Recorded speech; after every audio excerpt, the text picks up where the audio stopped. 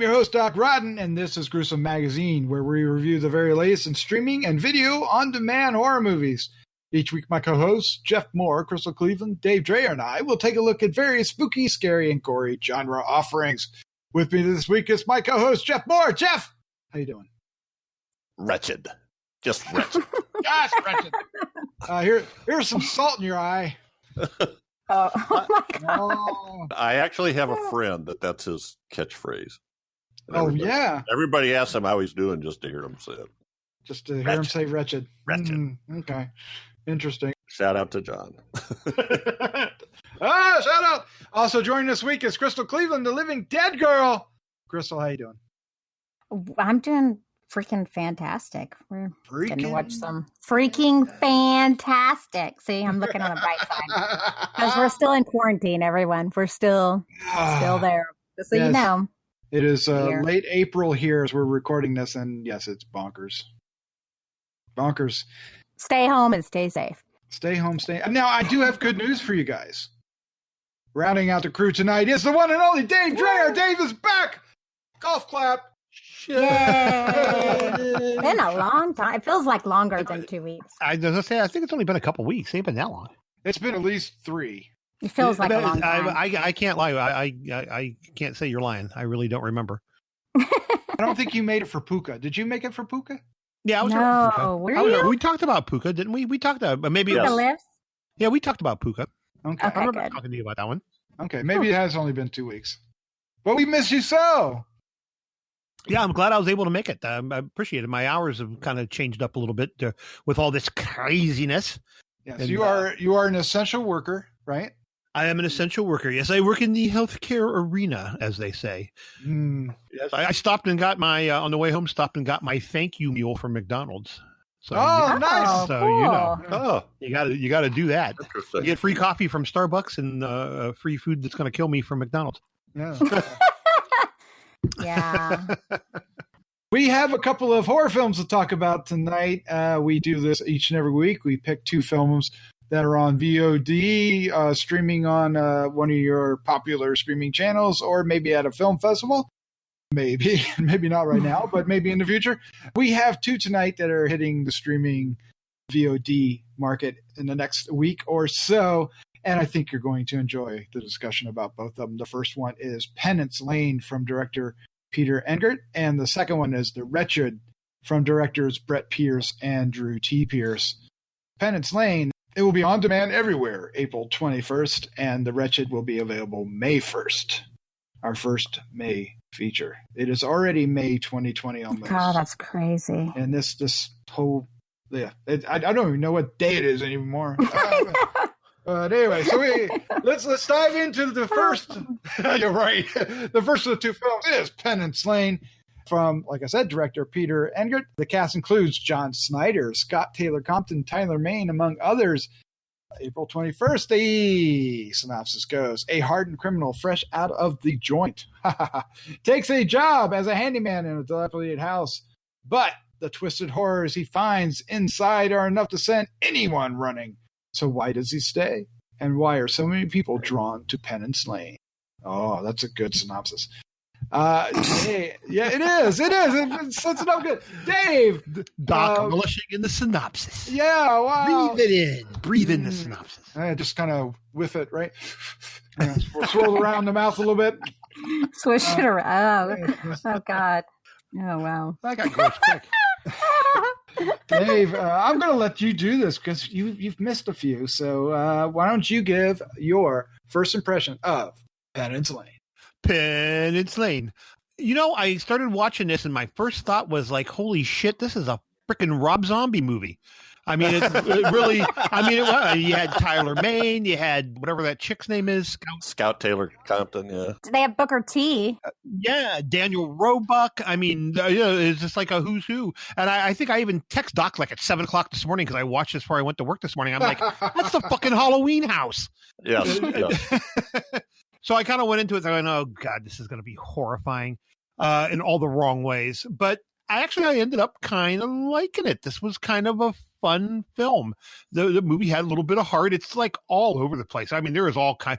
I mean, you know, we got like Mad Max type characters in this thing that are living in the basement. And I don't know. It was a weird movie, but I really liked Tyler Mane. Again, he was still kind of playing wandering hobo dude, just like he did in the Halloween movie.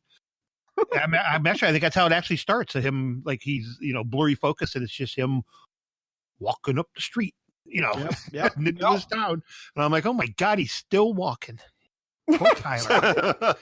Still walking. At least he does get a motorcycle at some point. So. Yeah, he does get a motorcycle. But the film has a little bit of heart in some weird places. He's the bad guy with a heart of gold, and I really liked. Is her name Scout? Is that what it is? Is it Scout? Yes, yeah. Scout. She was good in this. I mean, she's our kind of final girl, for lack of a better term, and she's not in it a lot, but she's definitely not a day player. I mean, she's important to the plot, and I kind of enjoyed her too. And I love both Daniel Roebuck and John Schneider. Both were really good in this. I mean, kind of they don't normally play like super bad guys, and they both were like super bad in this. And John Schneider was just way over the top, but I loved it. And the same with Daniel Roebuck, him running around in that stupid S&M suit with the axe. And I'm just like, what the hell am I watching? For the love of God. But yeah. It was like the Slipknot second string or something. Yeah. Just really weird. And it really didn't seem like it should be something that I like, but it was missing what most of Rob Zombie's stuff doesn't have. And that was, they were actually trying to tell a story. I mean, we got that weird off thing with Tyler Mane's, his roommates or his prison cellmate. Yeah, now that was Booker T. I can't believe how many wrestlers are in this movie. Diamond Dallas Page is in there. Yes, but these are all but these are all people that seriously, it was a Rob Zombie movie minus Rob Zombie's thing. I even for a little bit thought maybe that mutant chick was actually Sherry Moon Zombie for a little bit. I'm like, God damn it, she takes that thing off and goes, I'm gonna, but it wasn't. But it definitely had that kind of vibe, but it was better than anything I've seen from him. So I surprisingly really enjoyed Penance Lane. Really enjoyed it. I'm glad to hear that. All right, let's find out about the rest of the crew. Crystal, you're up next. What was your first impression of Penance Lane? So I'm pretty much with Dave with this. I was like, what kind of garbage are we about to watch? I'm not kidding. Like, I was like preparing myself for the worst. And maybe that's why it wasn't bad. It was actually pretty entertaining. I think it was a little shocking seeing all the wrestlers. I think they did a great job. Like, Booker T was really good, and DDP he had a very little role, but he did well in it too. They seemed like pretty legit. I guess they act a lot, even in their day job. So, wrestling stuff. Even in their day job. But yeah, the story was cohesive. It kind of made sense, other than the fact that this woman had been living in this town for basically her whole life and didn't know what was going on or what was happening. I know it was a recent development when they had discovered the money or whatever, but still, how do you not know? And then her mother deserves freaking Mother of the Year, clearly. Oh my God. So there were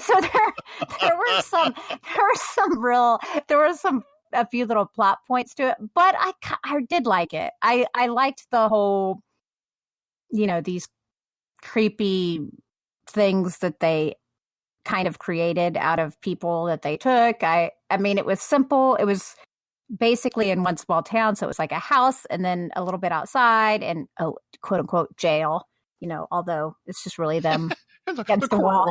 Corner of a bar with a garden. But yeah, no, I enjoyed it. I mean, it was entertaining, and I think some of the makeup was pretty good, actually. At first I thought they were zombies, because they were so mangled, and then you kind of discover, that they're not. And I like what they did with the female creature's character. She was basically good or whatever. Yeah, it was good. Good shots. There were a few weird edits, which I didn't have any problem with. I mean, it's far better than a lot of low-budget films. So, yeah. Yeah. Oh, yeah. All right. Well, let's go to Jeff Mohr. Jeff, what is your first impression of Penance Lane? So when I watched the trailer for this, when we got this a while ago, I was not enthusiastic, but this thing won me over. It's a little rough around the edges. I don't know if it's the editing or some of the shot selections or something, or I don't know, but I just love the overall feel of it, and it was a lot of fun. It's a lot of fun. I also was all over John Schneider and Daniel Roebuck. Yeah, I mean, so we have guys that most people know them from Matlock and Dukes of Hazzard. Yeah, playing the evilest badasses. So, go ahead. Oh, he was Clark Kent's dad in Smallville. Yes, that's right. Yeah, that's what I remember. That was like, really? John Schneider was he? Yeah, he was. I didn't know that. I know him from Dukes of Hazzard as well, and he does a lot of those. He's just a good. Yeah, he's just a good old boy. Yeah, but Dave was right. He was I didn't realize. I had to read a little bit about Daniel Roebuck, that he was in all these Rob Zombie movies, and apparently they met because he's a major Universal monster collector. Oh, and cool. he just went up to Zombie at some con and said, we need to know each other because I love this stuff too, you know. So next thing you know, he's in all his movies. I remember him from The Fugitive. You know, he was Tommy Lee Jones's sidekick in The Fugitive. Oh, okay. That's who I remember him from. And then, zombie movies. I knew him from Matlock, is where I first saw him, and now he's really doing a lot of stuff now. And also, you got to love a guy. Tyler Maine's character's name was Crimson. Yeah, Crimson. I love Crimson. People actually called him that. There's a point where a scout's running around the house going, Crimson! Now, I will say, I kind of like Scout. We've done a couple of other movies with her on this in the past, but I did learn one thing in this film. She is a hell of a screamer. Yeah. Oh my God. Oh, you know what? God, Yes. Thank you for bringing that up. I was like, whoa. The other thing I noticed was this is Maine Entertainment. So apparently Tyler Maine was one of the producers. He's got his own production that makes company. sense. And, yeah, I noticed that too. So maybe we'll get some more Crimson Matthews movies. I don't know. Oh my God, the Crimson Matthew trilogy is coming. No. Well, yeah, because he's out there. He's out there on his bike riding the streets. Yeah. It could happen. And Dallas Page is just sitting waiting for him to call so he could say, "You call, I ride." That's right. Oh my gosh, yes. So it was fun. It was a fun I movie. hope so. Some of that hooky stuff is what gave it kind of some heart. You know what I mean? Yeah. It really did. Absolutely. Absolutely. But, okay, sorry, I know.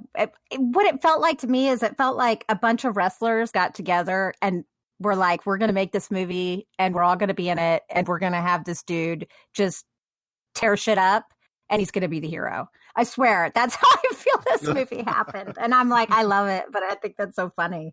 I'm like, yeah, because there wasn't the wrestlers were all good guys, right?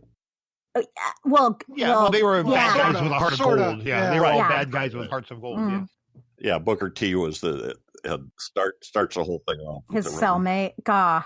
And how did they not show his legs? I mean, Booker T is known for those legs. I don't know if y'all watch wrestling. I love wrestling. So maybe those legs ain't those legs anymore. No. Certainly. For shame. Wow. Don't disparage the Booker T. You spoke cruelly of the legs. I banished you from the podcast. Sorry. I'm sorry, Jeff. I totally. It was funny. No, I'm pretty much done. I just really enjoyed it. Well, I'm actually glad you said that about the Crimson Matthews trilogy, and he needs to have Dallas Page as Tyson, right? That's the other Riker guy, right? They need to be a team because that was pretty fun, them together for that short bit, just the dialogue alone. So I enjoyed this film. It's not going to be, okay. I'm hemming and hawing. It's not going to be like a top 10 material, right? But it's certainly entertaining. It is better than most. It's above the curve, if you will. To me, the cast wins, right? And John Schneider is like chewing up the scenery in the best way possible. I wish Tyler Mane had done a little bit more of that. I would like to a little bit more flourish in his character. I loved his character, but I just wanted a little bit more, I don't know, a little more, who am I thinking of? Snake Plissken in it or something? Some of that pizzazz, right? Some of that over the top. It needed to push some boundaries. This whole film needed to push some boundaries a little and get really crazy. It wanted to. It had the story to do that. It was built to do that. But it may not have had the budget to quite get there. Because I think the ideas behind this, the cast and the acting and everything was there, right? It has all the pieces.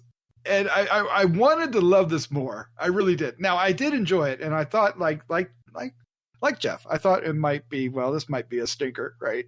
But in the end, I was like, well, damn, that was actually pretty good. And yes, I would like to see Tyler Mane return as Crimson Matthews in another film.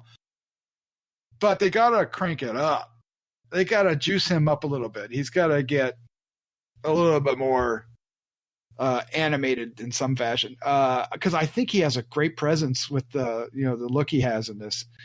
The beard and the bald head, wearing the cap and everything. And he does have that, criminal with the heart of gold thing to him, because they were smart, right? Because the first thing he does is save Sherry, right, from her abusive boyfriend, and he wins over Sherry and her mom, who have the only eatery in town or something like that. Like the only mom restaurant. instantly wants to bone him, instantly. You like, oh my god, my clothes just fell off. She was That really, yes. I'm not sure which one wanted him more. I was like, wow, okay, dude. But yeah, so it really has a good plot. It's simple. He's come to town. We discover he's there for a reason. We have a cast of characters. They all look shady. What's the story? What's the thing? And what's actually in the house? Because we know there's something in the basement, but we just don't know what. And the more Tyler Mane's there, the more we learn about what it is. And at first, there's some reasons why are they getting everybody else but leaving him alone? And that later they're smart enough to explain that later. And okay, now it makes sense. And I don't know, it just kind of all started adding up. And by the time John Schneider's in there trying to poke out some eyeballs, I'm having a great time with this movie. And what's not to like? Poking out eyeballs. Well, exactly, right. And he just, oh my god, he's delivering that dialogue like it's relish. It's hilarious. It's so fun to watch him be this mad scientist guy, right? Yeah, a little bit of a spoiler because he's introduced as Father John, right? And they're trying to, he owns this house, this house that we're talking about on PENANCE Lane, and he's hired our hero Crimson to refurbish it, to strip it down and paint it. Yeah, spoilers, he's the bad guy. So sorry, but we got to tell you that because he's such a great bad guy. He's so good. Him and Daniel Roebuck both. Daniel Roebuck's the sheriff. Yeah, but he's kind of brought in as a dick in the first place, right? Yeah, kind of a thug. Yeah. Right. Obviously, there's something up with him, and in this, it's not a surprise. Although there is a little bit of a surprise with him, and then there's another surprise on top of that. He grew a pair somewhere along the line. That was funny. So this movie, it's just like, wow. If another 100,000 or something for jazzing this up, and this movie would be on everybody's tongue. It's like such a near miss to being a classic, like a cult classic, and creating a cult classic character that's almost frustrating. But it still kind of reminded me a lot of the in the Full Moon universe of the Jack Death character. You remember Jack? Oh, Death? Exactly. Yeah, exactly. Yeah. He'll have a cult following, especially if he can somehow manage to make another one of these. He just needs to make a Crimson film, right? The next film just needs to be Crimson. That's all you need. And he's Crimson Matthews, and he rides in on a bike, and that's how you just whatever the hell. And death comes with him. Hire some more of these crazy actors, and find some crazy plot and jazz him up a little bit, and you got he by the time they do a third one, he'll it'll be a hit. Yeah, it just really, because that's what happened. That's what happened with Rambo. I mean, it's true. But they try to do that with this Crimson character. They kind of set him up for those one-liners. They just kind of fall kind of flat. I'm thinking of that one where right after he meets Daniel Roebuck the first time, and he asks for the switchblade back because it's a family heirloom, and he says, "Guess I'm gonna have to get me a family." He could have done better than that. Yeah. But I'm right? The cast is what is a good part. Well, there's also this just like the zany basement, but the cast itself really makes this work, right? All the surprise people showing up. It sounds like Crystal, you got the most out of that. What? Well, mainly because I like wrestling, but I mean, I would have liked to see more. I would have liked to see more of DDP. Like I said, their interaction was one scene, and it was so short, but it was really cute. Okay, I'm not gonna lie, it was very heartwarming, as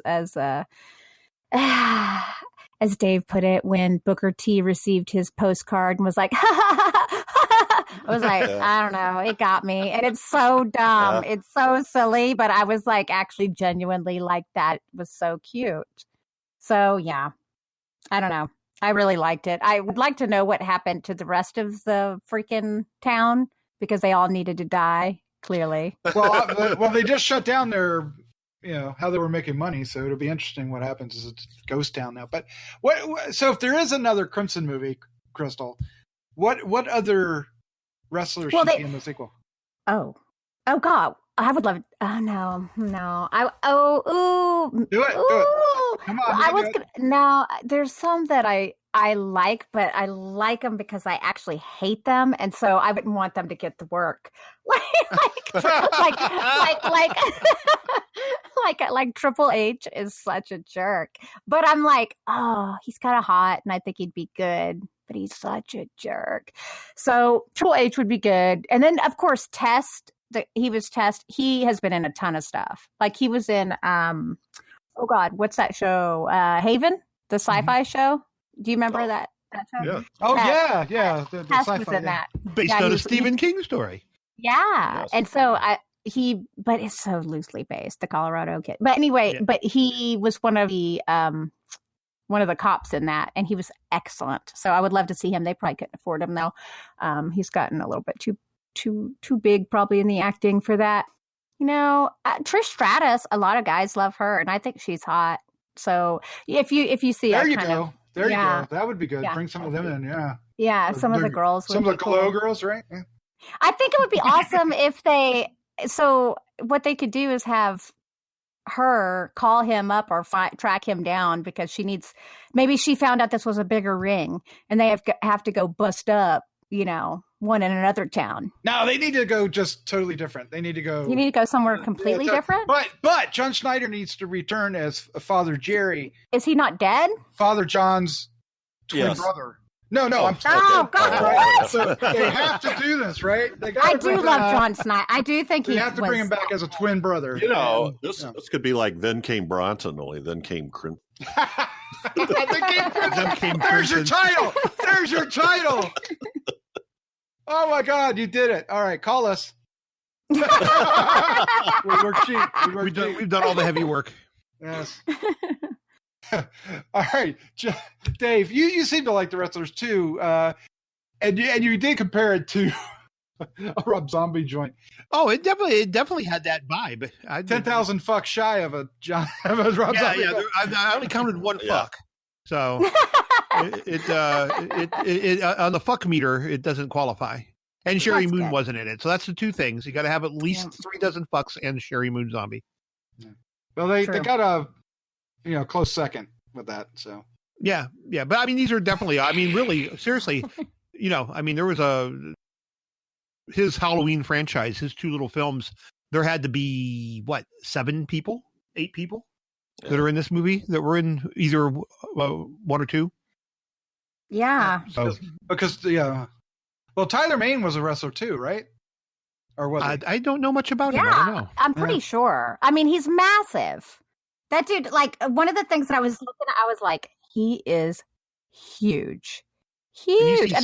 You see Scout standing next to him, and she looks like a Barbie doll. I know. Yeah. Oh, you know what? This is a little bit Rob Zombie. He is married to the woman that played Precious. There we go. Okay. He was Big Sky in WCW.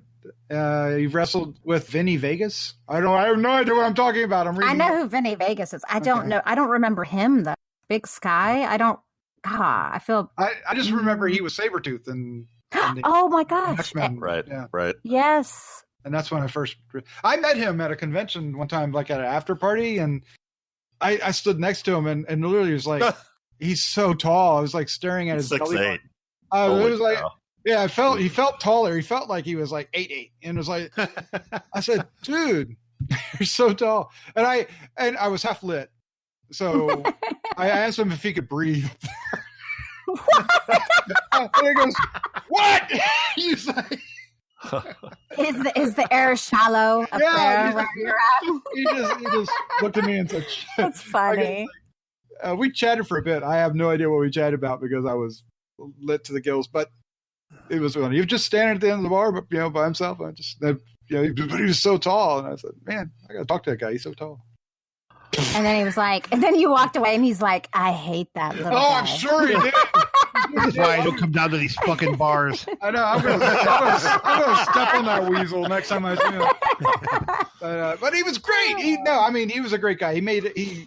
I was a dick, but he left a great impression on me, and I love watching him in movies now. So I was eager to see this. I didn't realize that he was going to be the main character. I knew he was in the film, but I thought he was going to be like a day player. But no, this is his film and this is his character, and I enjoyed it.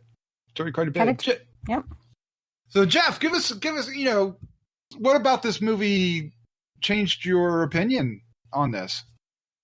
I mean, when did you know, like, oh crap, I'm actually going to like this movie?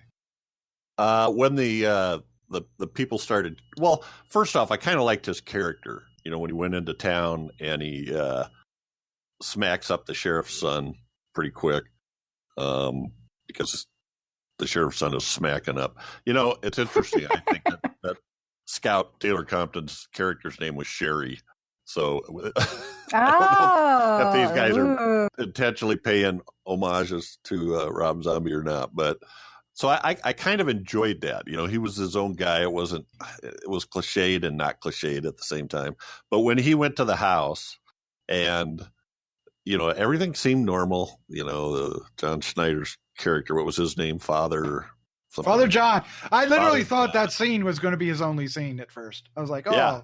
That's it. He's that guy, and now he's gone. Day player. Yeah, he got his check. Right. No, hooks him up. He seems like he's a nice guy. I'm thinking, holy cow, you're giving a guy a week's pay in advance that just got out of prison, and wow, what a nice guy, And he goes in to stay in this house, and it was just sort of like, it was really just like feeding the lions. Well, here's the or feeding the piranha. We're going to throw fish into the tank. So here's this guy. We throw him in there. He goes to bed, and then when the inhabitants of the house started coming out, that's when I started to kind of get into it. And then all the other stuff, the Dallas Page, the John Schneider, when he turned out evil, that was just awesome. I love those scenes. He was so gleefully evil. Yes, great way to put it. Yes, just get this great big grin on his face when he said those lines. Daniel Roebuck was kind of a dick. And even what he ends up doing. So yeah, the other guy I want to mention that I liked was Crazy Ray, and I don't know if I've seen him before or not. William Tokarski, the father of the girl that was in the house. I thought he was kind of fun too. He was pretty off the wall.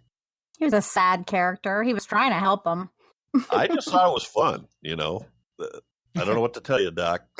Yeah, he walks up and goes, here's the phone. I've already dialed it. All you have to do is answer the what the hell is this all about? What is this guy doing? That's so weird. I'm still not sure what his character was all about. I think he was trying to help, but they described that he owned the house before, Yeah, him and his didn't wife, run and the mill? he ran the mill, and then it went down, and then the wife got sick shortly after and died, and now he just hangs out at that restaurant, I guess. Yeah, Yeah, stealing. they're the only stealing ones that'll sandwiches. let him. Yeah, Yeah, he was that, you're all gonna die. It's a death curse kind of guy, right? So, yeah. He didn't always behave himself, though. no, that was fun. That was fun. I don't know. I'm gonna say it again. I want more Crimson. What was the name that you came up with? Then Crimson, came whatever. Then came Yeah. Crimson. Oh my god. Yes. All right. Well, let's wrap this up. Let's give our final thoughts, our score, our favorite scene for Penance Lane. Oh, this was a better discussion than I thought it was going to be. All right, Dave, start us up. I think we said everything that needed to be said. It was far better than I was anticipating. I really enjoyed it. It's a bonkers, off the wall romp. I mean, it really is kind of a romp, for lack of a better word. It's just fighting and stabbing and killing and shooting and I don't know. You got to see it. This is one you got to see for yourself. You got to see for yourself. To believe that it exists. Word. But it was a lot of fun. I enjoyed it. It was far better than I thought, and I'd be down for some more Crimson. Bring me the Crimson, Doc. We're going to make it happen. Let the Crimson flow. I'm going to give it a 3. Nice. Believe it or not. And favorite scene. I don't know that I have a favorite scene. Oh, you got to have a favorite I hadn't scene. thought about it. Well, that's what we do, Dave. Well, I know, but I mean, I just hadn't thought about it. There's a lot of stuff in it, and some of it is more like performance based. I mean, it's not really a scene like That's fine. That's fine. Like Jeff was saying, John Schneider just every time he's on screen, he just eats the scream up. And I thought Daniel Roebuck kind of did the same, especially after the reveal that he's one of the dress up mutant guys that's trying to butt rape Scout. Wow. very very happened. strange going on. I'm just going to go with a generalized John Schneider as this character, and the fact that he just embraced it and ran with it and went so against type, and it just works so well. He is great as evil. Just go pop out those eyeballs. Pop. Yep. All right. Crystal, what is your final thoughts, your score, and your favorite scene for Penance Lane? So basically, I concur with Dave. I actually also give it a 3, of course. It's not that odd. I was teetering with a 3.25, but I feel like a 3 is really where it should be. It's solid. I say definitely watch it, especially if it's free. Definitely watch it. Rent it if it's a decent price. There's a few scenes that I really liked. I can't decide which one I should mention, because there's one I think that was really cool from a shot angle, but then there's actually, okay, go ahead and do that, because so there's one where, well, at the time there these people under the stairs. Anyway, these people living down there, they get into a fight with them, and one of them lifts Crimson up into the air and down, up to the ceiling and down. And I don't know, I just really enjoyed the shot because it followed him all the way up and all the way down. Do y'all remember that at all? Yes. Yeah. And I was like, damn, that thing's strong. But I liked the shot itself. I was like, that was clever. I guess he was on some sort of mechanism or something, but it was really effective. So, yep.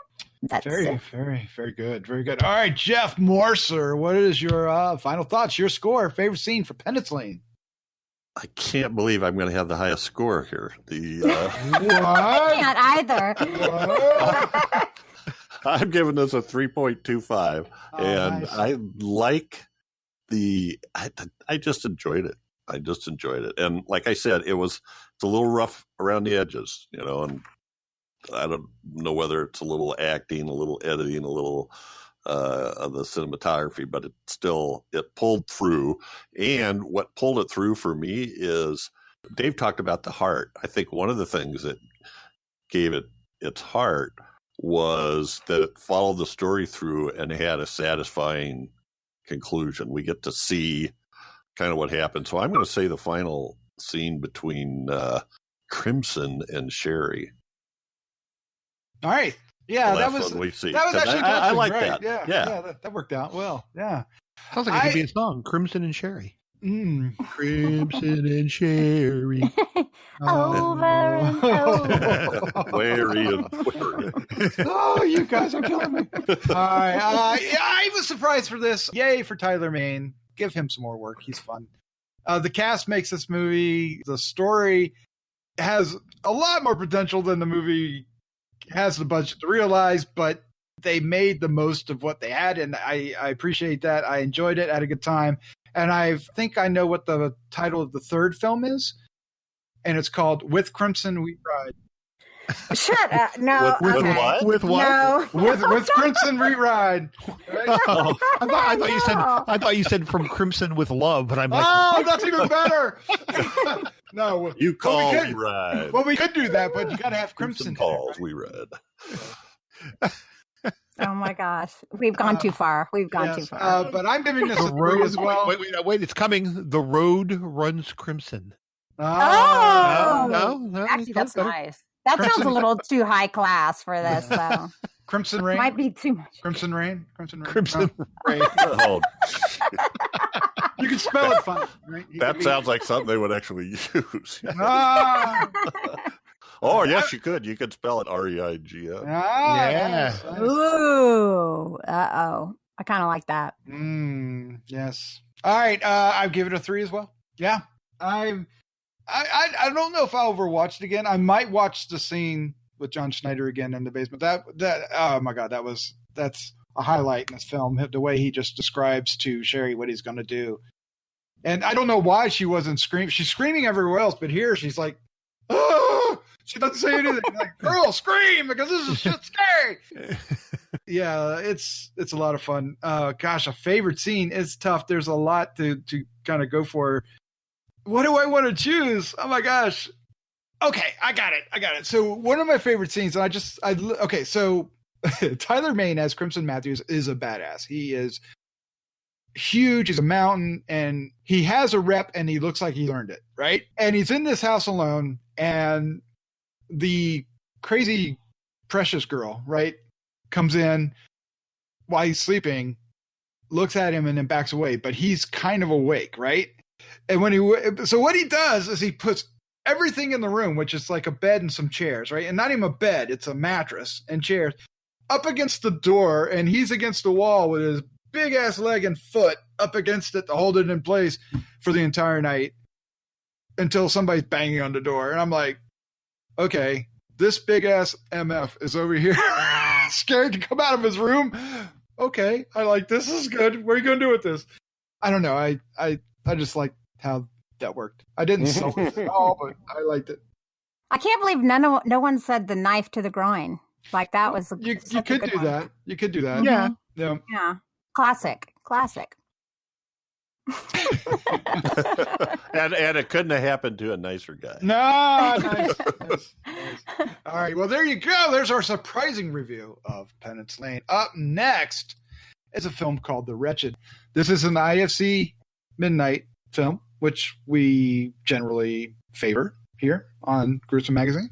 We're always eager to check them out. This is directed by the Pierce brothers, I presume, Brett and Drew Pierce. The cast includes John Paul Howard, Piper Curda, and Jameson Jones.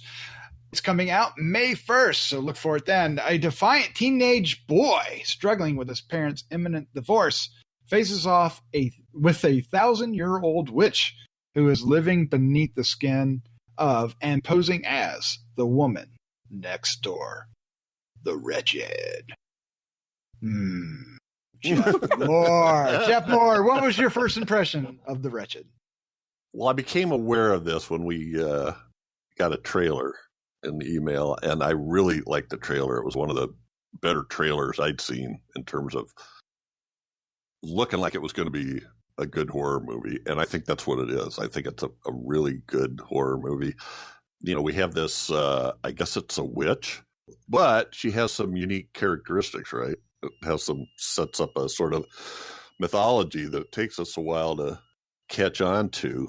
We get an opening scene that's supposed to have happened 35 years ago that kind of lets you know what goes on to a certain extent. And then the next thing we see this teenager, I don't know, he's like high school senior kind of guy, maybe a little older, on a bus going to stay with his dad who owns a marina.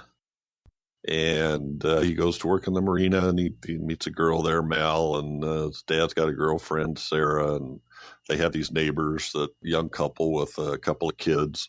And I don't know, this thing got me all the way through. I thought it was a really tight shoot and a pretty tight script. I mean, a lot happens in this movie. And there's a point where I thought this is about the end, and it wasn't even close. There was a whole nother section that came after it. And I'll be honest, there's a couple of things that I'm still kind of questioning. I did watch this one twice already. Nice. But some of the effects were just excellent. The witch I thought was really good, and it's sort of cliched maybe to have that sort of clicking noise, and then the kind of jerky, disjointed body motions, and sometimes it just doesn't work anymore. But this time it worked. I thought it did a really good job of that. And then the witch, how she. I don't know if we want to give this away or not, Doc. How does she possess people? Well, we can give it away. She basically wears their skin. It's straight up from the beginning, so it's fine. But you're right. That's fairly quickly we see her exit a deer. Yes. And I won't give anything else away on that. Oh my God, that was great. Creepier than crap. And we got a couple of good scenes. They're well shot, and I think they're pretty good effects. At least for me, they were. And good relationships. Everything seemed fairly true in terms of characters, actions. I just really enjoyed this. And the first time I watched it was late at night, with the lights off and crap, and it got me a few times. There's a couple of really spooky scenes in this. Yeah. They use the shadows and the eyeball glowing effect to great extent here. Yeah. They're, like you said, there's some of the design work we've seen a lot of it, but they use it right. They shoot it right. They use it right. They time it right. Pacing's good. And the cast of characters support it all. So yeah, I agree with you. That's good stuff. All right, Crystal, you're up next. What is your first impression of The Wretched? I loved this movie. Oh, wow. Yeah, no, I loved this movie. It has a lot going on, but it all makes sense. It's paced really well. I mean, and it's a witch, but it's definitely a creature feature to me. Like, she's amazing. It has some amazing effects. And if I'm not mistaken, I think almost all of them were practical. If you even see one part where one of the people's necks is kind of like bulging, it looks like for a second, even her face isn't like really her face. And I was like, God, I think almost everything is practical. So I was really impressed by that. The music and the score were amazing. I loved the music that they chose just as the songs, but the score also. What's interesting about that, though, is that the movie in the beginning, I guess until about 3/4 of the way through, is kind of lighthearted, actually. It kind of plays out like an 80s film. If you really think about some of the things that they're using, they're using this kid as like a nosy kid. It reminds me of Charlie from Fright Night, where he's staring at the neighbor's house, through the window and everything, but he can't leave his house. So they have it like it almost a lot has of that, yeah. So it's like they've got this kind of lighthearted vibe, even with the music, and then it gets really dark once pretty much everything's been heavily revealed. They have some funny moments. Like, he's funny. I mean, there's actually a lot. The littlest boy, I forgot what his name was. The one that he was looking for is like, oh, he's so precious. Dylan. He's like, this is awful or whatever. I mean, they're so cute. The lair is amazing. I love the character. I love what they've done with this. I like how they called her the Dark Mother. It's super creepy. I loved it. You loved it. Yeah, I think it was shot well. I'm trying to think of something that I didn't like, and I honestly am having a really difficult time coming up with something, because I mean, obviously there's always something. I guess maybe a few little like, no, but it all made sense, so I can't even complain about it. Yeah, it's good. Mm-hmm. Well, the makeup artist or the effects artist looks to be Steven Imhoff.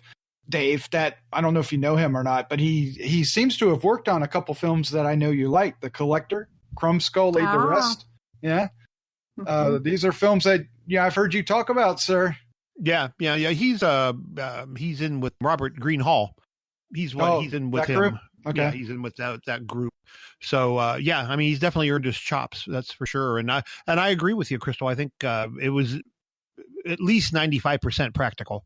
I'm not saying there wasn't some CGI in there, but the bulk of it and all the big effects, all the creature effects, all looked like they were, like they were handmade. Handmade.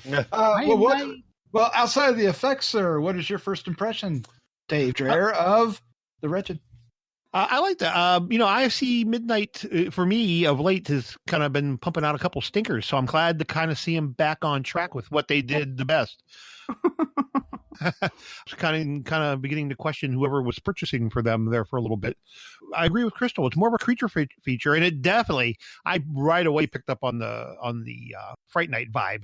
Him across the street, neighbors, and the girl was the evil Ed character, and she drives over there and sticks that note under the door to kind of stoke the fire to get things going. And I was just like, yeah, this is definitely got some. Get Tom Holland on the phone. He needs the bear. Yes. But it all worked. It worked really, really well, actually. The next door neighbor lady, who's actually the witch, is sufficiently creepy and sufficiently hot all at the same time. Yep. Yeah, I really enjoyed it, and they make really good use of Doc. I think you mentioned shadows and some just stuff that's really kind of more cliche, but they use it in the right way, and it makes you remember why it worked in the first place. Yeah, because that's creepy. That's a good point. That's a good point. Yeah. They do make it because of the way it worked in the first place, and it can't work again. You just got to use it right, and they did. Yeah. I like that. I enjoyed this too. I kind of felt like I was going to. I was looking forward to this, and I love a good creature feature, be it a witch or not. It doesn't matter. It's definitely a witch, but it's a creature because she's never. Well, we'll just leave it there. She's basically one of those that change her shape every time, and that's a lot of fun. And at one point, it's a guess who it is kind of thing, and I like that too. And Salt, it was always good when they realize that Salt does more than we think it does. And Salt to the face is a fun reaction. I love the characters too, and that helped a lot with this film because we spend a lot of time with the characters building up to this confrontation because there's at least three groups of characters. You have the neighbors who we get to know. We have our core group, which is this father and son, and the father's girlfriend because they're going through this separation divorce thing, and he's already hooked up. So, and the son doesn't really like it. And the son has an interesting backstory. His main arc is that he's fallen into trouble because of this, and every move he makes turns out to be a bad move. And that leads me to the third group, which is the group of kids that center around where the father and son work at this dock. I guess it's on the, I don't know if it was on the shore or on a lake, but it's like a summer camp of some type. Yeah, it felt like a summer camp. Yeah, that's a good way to put it. And the girl that works there also, and they kind of have this little playful crush, but he obviously has eyes for the local hottie, and that works out funny. And so they established this chemistry between all these characters that I really like because he's teaching the one kid how to I don't know, something at this camp, right? Sailing. Yeah, sailing, because they're all getting to know each other. So they're tied together, but loosely, so it's not so, it doesn't feel contrived, but yet it works. And when they nested all with this story, it just played out well, and it kept characters coming in without feeling contrived.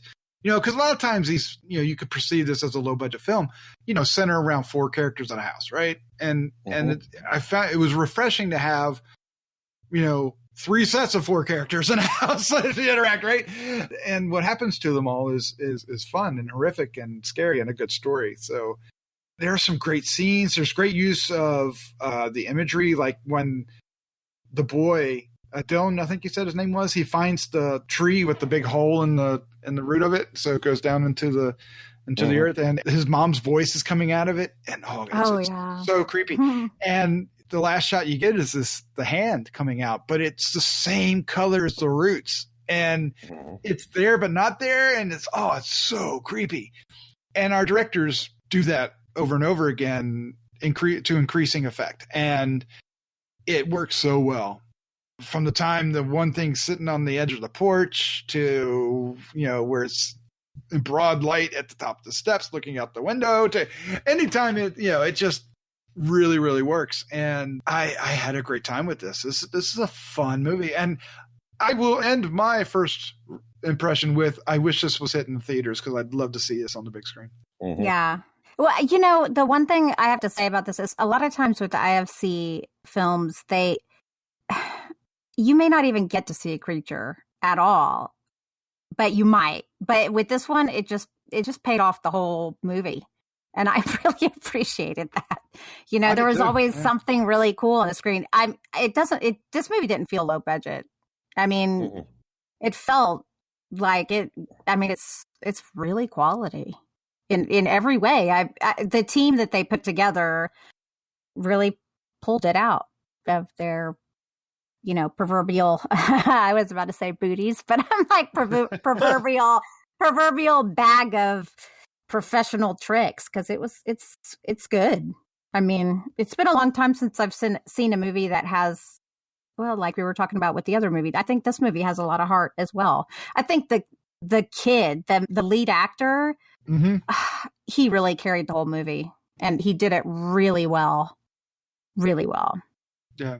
And he felt natural in his, in the state that his character was. Because his character was a good guy, but fell on hard times, right? He just was a victim of circumstance, but and he was a troublemaker. He was stealing Vicodin. That too, right?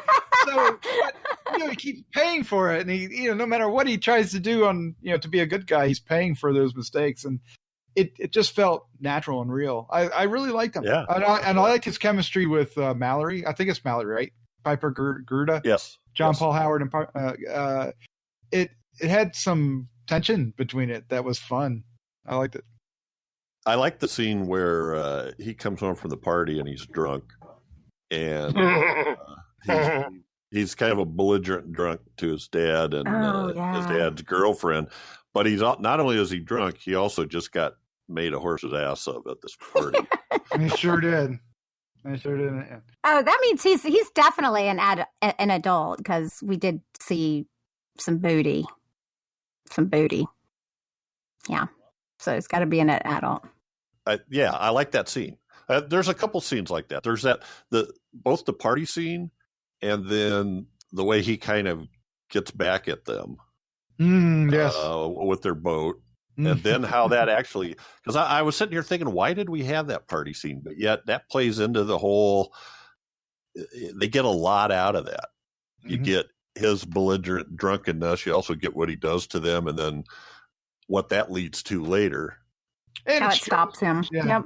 Yeah, when he's getting ready to chase somebody. So all that stuff, I thought it was well laid out and well written, and in not such a way to feel manipulated. It all made sense. Yeah. And I like the father, and I like his girlfriend. You were talking about like the first time he meets her, he really sets her up as he really embarrassed himself, and open mouth, insert foot in a major way. But that comes around with a ride home scene that the two of them are talking, and it builds such character. It's a small scene that a lot of films may exercise. They might not put it in the film. They might take it out. But it's important for our character and setting it up, and they know it, and it works beautifully. There's a lot of little touches like that really round out this film to make it better than it could be. Yeah. Well, it made him seem like a teenager, because he's the one that even suggests the dinner in the first place. And then he just decides, when he can't find his gluten-free rolls, he kind of becomes a baby and just abandons his quest to go party with some kids, gets butthurt, and then comes home and acts like a booty head. So that's pretty much a teenager, basically. Well, he's struggling with the situation, right? I mean, that's part of his arc. You know, his parents are splitting up, and that takes a toll on a lot of kids, especially teens, right? It feels like a real struggle. It feels like it doesn't feel like, even though it's a silly decision for him to bail and go off with the others, it seems like a decision that people would make in those circumstances, in context, right? It made sense. That was a teenage decision for him to do something that's not all that smart. I'm interested in Dave's opinion here because, as you know, Dave, if you've been listening, Dave loves his monsters and his gore, and I would imagine, I'm sorry to put you in this box, Dave, but that, you know, the witch elements are the more important elements of this film. Was the balance between that and the more drama part of it that we've been talking about for the past 10 minutes, was that good for you? Did you enjoy that? It didn't really bother me, but I pre-show before we started here, I admitted to you I'd watched this movie probably a week or so back, maybe even longer than that, and I was actually having trouble recalling some of the drama parts that you guys have been conversing about here. What stuck in my mind were some of the highlights of the spooky stuff, but I was like, man, I'm forgetting some of the plot lines on this. But listening to you guys talk about it, it's all coming back to me. But I think Jeff touched on it best. It's a very well-written script. The horror highlights the story that they build here.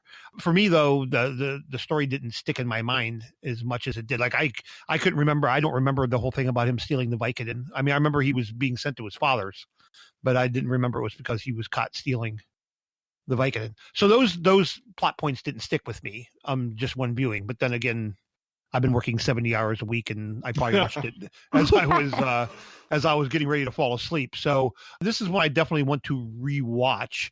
I was really taken with some of the visual choices too. There's some just really great shots, like the shot when the witch or the creature, whatever it is, like runs out and runs under the porch, and yes, the boy kind of follows him out, and he's standing there, and the father turns on the overhead light.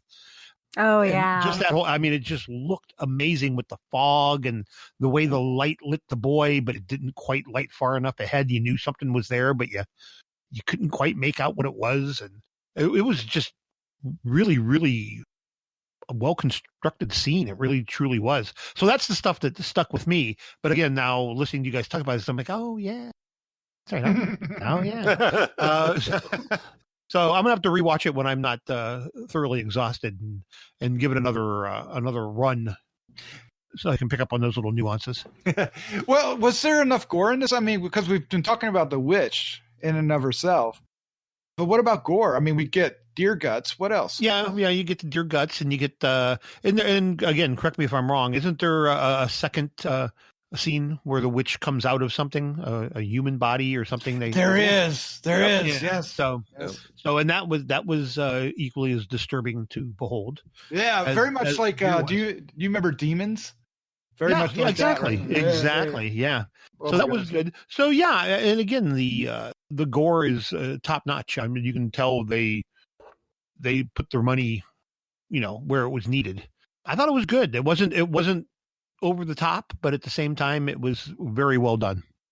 Very well done. All right, well, let's wrap this up. Let's give our final thoughts, our score, and favorite scene for The Wretched.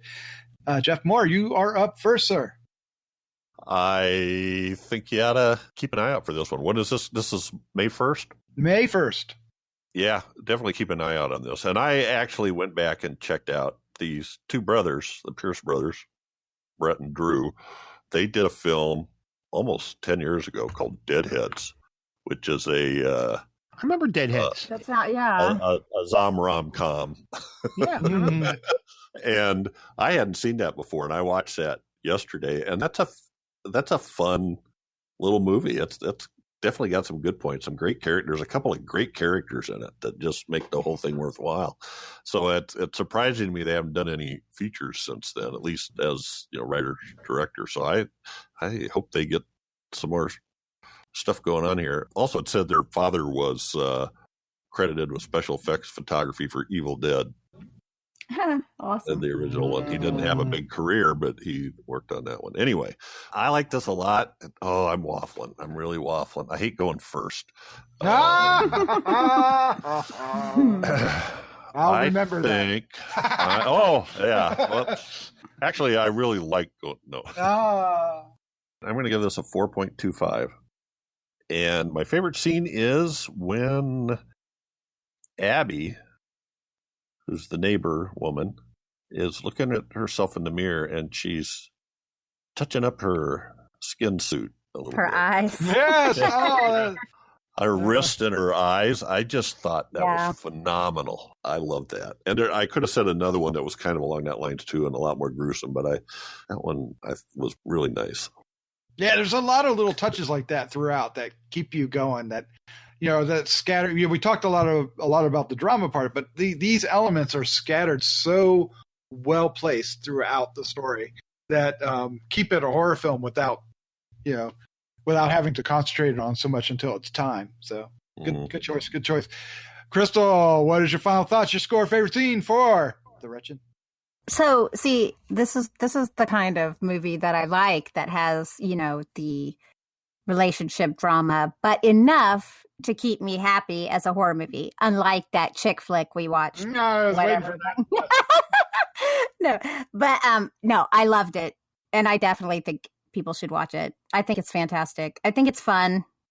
I think it's new. It's fresh. It's like a modern, it's got some modern day throwbacks. I enjoyed it. I think they did everything with excellence. I'm giving it a 4. Nice. And God, there's a lot of good scenes. One of my favorite scenes is, there's a lot, but I'm going to go with this one. Okay. We've already talked about one. I'm not going to use that one. Okay. No. Y'all can use that one. No. In the monster, when we get to see the monster lair, and it's amazing. Yeah. It just reminds me of something out of a video game. And the creature comes out of the water. Her head starts to come out of the water. And I don't know. I love that scene. I feel like it's so old school, but it looks so great and so amazing. And they did such a good job on it. It's well lit too. Oh my God. It's just so. Yep. It's beautiful. Yeah. The tones are great. Good shot. Good choice. I like that. Dave Dreher, sir, what is your final thoughts? Score, favorite scene for The Wretched? I'm glad to see IFC Midnight back to releasing horror movies again. Yes. Welcome back, IFC. I like this a lot. I to be totally fair with it, I need to give it a second viewing when I can really pay super close attention. I'm going to give it a 3.75. Nice. It's got a lot going for it. I think it's probably even a lot better than what than my addled mind is recalling right now. But it was hitting on all cylinders. Well written, well acted, well shot. I don't know what much more you can ask for. And we had talked earlier on about how they just took some of the horror cliche stuff and it still worked. And that was what the first thing that caught my attention as I was watching this is that scene where we kind of see it on the baby camera. And it's just looks like the baby in the bed and the baby kind of rolls over. Yes. And then the eyes like light up right behind the baby and just like, holy shit, I would just poop myself right there. Yeah. But again, the baby did. And we've seen that 1,000 times, but just the way it was set up and everything, it worked perfect. So I'm going to go with that one. Nice. Nicely done.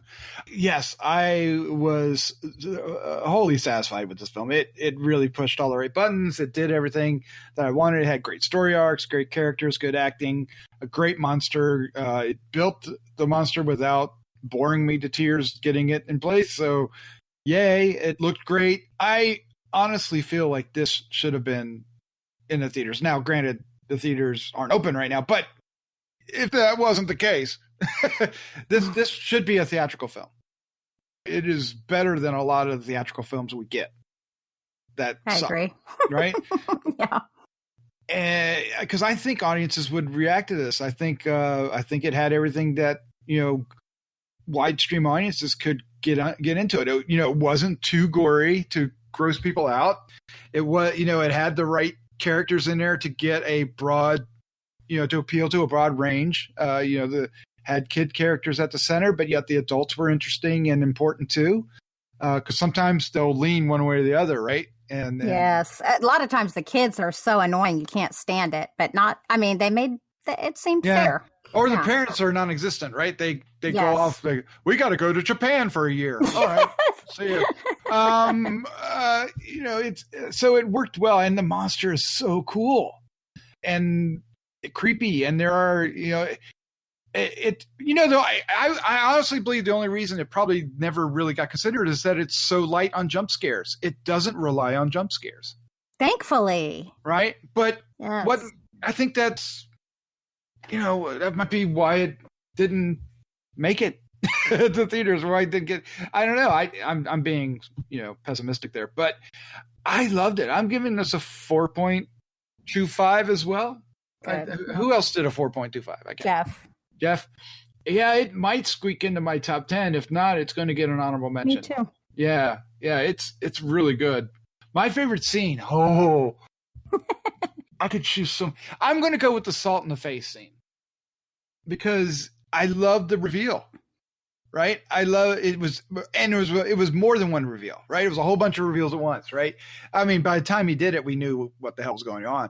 But it was so great. Right? And what it meant. Right? Because it implied so much more that was going on. That I really like that. Yeah, The Wretched. I recommend this movie. Yee. All right, so that's this week. We covered Penance Lane and The Wretched, a surprisingly good pair of films, both in different ways. And it might take different temperaments to enjoy either one, but there they are. Penance Lane is from director Peter Engert, and it is available everywhere just about April 21st. So as we're recording and as you're listening, it is out now. The Wretched is our second film. Directors Brett Pierce, Andrew D. Pierce, available May 1st. So by the time you're listening to this, it's about ready to come out or has come out. So check these two out and let us know what you think. You can write us at feedback@gruesomemagazine.com, or you can go to our Facebook group, or you can go to gruesomemagazine.com and leave some feedback on the show notes. Please do that. If you'd like to support us, it's easy to do and it's free. All we need you to do is to share. Tell your friends. Share it on social media. Share it on Facebook. Leave us a review. Just let other people know about Gruesome Magazine and grow our audience. It's free. If you like this, please do that. All right, Dave, I'm so glad you're back. Yeah. Well, thank you. Hopefully Yes, it's the start of a long trend of non-missed shows. We missed you so much, but welcome back. Jeff, Crystal, all three of you, thank you for joining me tonight. You're Thanks for having us. Glad to be here. All right, let's say goodnight. Good night. Good night. You call, we ride. Absolutely. Good one. Trips and rules. I better go out and there better be a goddamn motorcycle in my driveway. No. That's right. That's All right. I'm saying. Yes,